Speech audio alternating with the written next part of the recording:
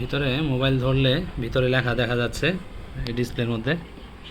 ডিসপ্লেতে এমনিতে কোনো লাইট নাই, বাট যখন আমরা মোবাইল ধরতেছি এই যে দেখেন ভিতরে কিন্তু লেখাগুলা দেখা যাচ্ছে। ওকে, তো এটা কি কারণে হচ্ছে তো সেটা আমরা দেখব। মানে এটার মধ্যে লাইট নাই, অথবা ব্ল্যাক স্ক্রিন, অথবা লো লাইট, আমরা যেভাবে বলি এটা হচ্ছে সেই রকম। তো মোবাইলের পিছনে লাইট ধরলে ভালো করে, তো সেইখানে আমরা ডিসপ্লে লাইট দেখতে পাচ্ছি, এই যে ভিতরে লাইটটা দেখা যাচ্ছে, বাট আমরা কিন্তু এমনিতে কোনো কিছুই দেখতে পাচ্ছি না। ওকে, তো সেটাই কী কারণে হচ্ছে সেটাই আমাদের এখন দেখার বিষয়। আরেকটি নতুন ডিসপ্লে লাগাই দেখতেছি যে আসলে প্রবলেম, ডিসপ্লে আসে কি না।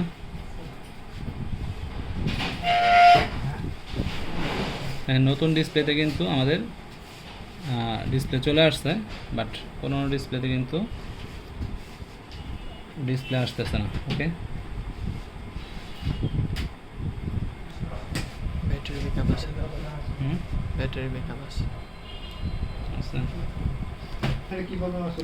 আমরা এখানে যেটা দেখতে পাচ্ছি, দেখেন এখানে একটা ফিউজ আছে, ফিউজটা কাটা, ফিউজটা শব্দ হচ্ছে না। আবার এখানে ক্যাপাসিটরগুলা শর্ট আছে।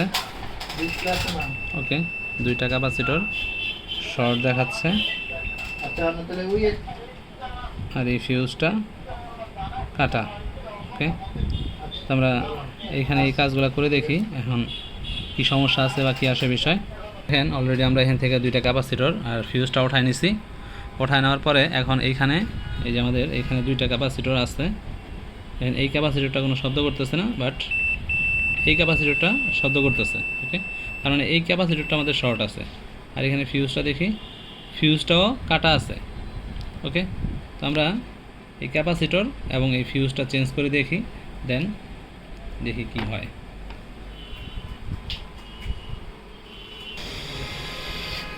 আরেকটা বোর্ড থেকে আমরা ক্যাপাসিটর একটা খুলে নিলাম।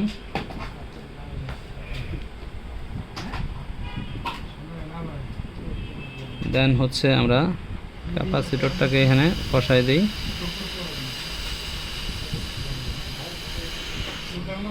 ওকে, আর যেটা ভালো আছে সেই ক্যাপাসিটরটা আমরা এখানে বসাই দিই।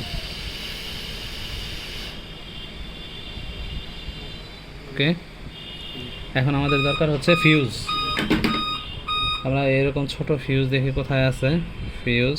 এই যে আমরা একটা ফিউজ পাইছি, তো এই ফিউজটা আমরা একটু চেক করে নিই যে ফিউজটা ঠিক আছে কিনা।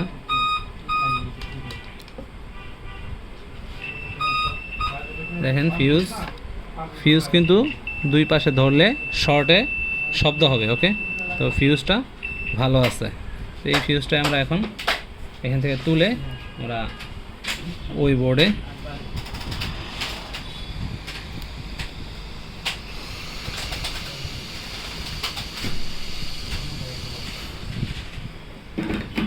ওকে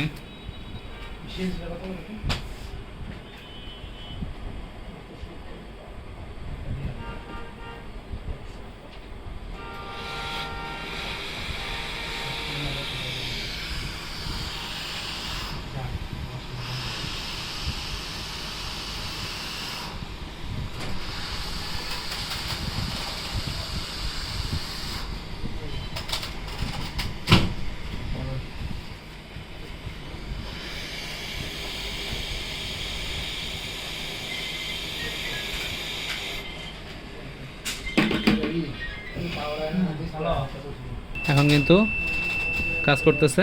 দেন হচ্ছে আমাদের এখানে শর্ট আছে কিনা দেখি আমরা। এখন কিন্তু শর্ট চলে গেছে।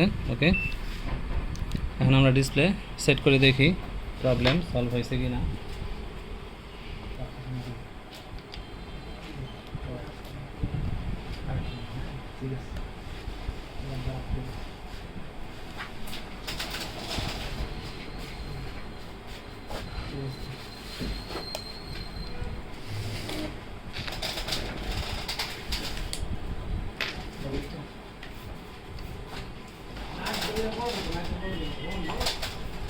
পানি ঢালো। দেখেন আমাদের ডিসপ্লে কিন্তু ঠিক হয়ে গেছে। তো এই প্রবলেম ছিল, একটা ক্যাপাসিটর এবং একটা ফিউজ কেটে গেছিলো। দেন আমরা যখন এটা রিপ্লেস করে দিলাম, রিপ্লেস করে দেওয়ার পরে কিন্তু আমাদের মেশিন রেডি হয়ে গেছে। তো আপনারা অনেক সময় দেখবেন যে অন করার পরে ডিসপ্লের ভিতরে হালকা দেখা যায়, অথবা এটাকে আমরা লো লাইট বলতে পারি, অথবা ব্ল্যাঙ্ক স্ক্রিন বলতে পারি, ব্ল্যাক স্ক্রিন বলতে পারি। তো এই ধরনের প্রবলেম হলে আমরা মোটামুটি ডিসপ্লের যে সার্কিট আছে, ডিসপ্লের সার্কিটে এই প্রবলেমগুলো হয়ে থাকে। আবার অনেক সময় দেখা যায় যে আমাদের ল্যাপটপের যে মাদারবোর্ড আছে, সেই মাদারবোর্ডের ভিতর থেকে এই প্রবলেমটা হয়ে থাকে। যদি ডিসপ্লে থেকে হয়ে থাকে তাহলে তো আলহামদুলিল্লাহ খুব সহজেই করা যায়। যদি মাদারবোর্ড থেকে হয় সেটাও সহজ, বাট এটা পুরো মাদারবোর্ডটা খুলতে হয়। ধন্যবাদ।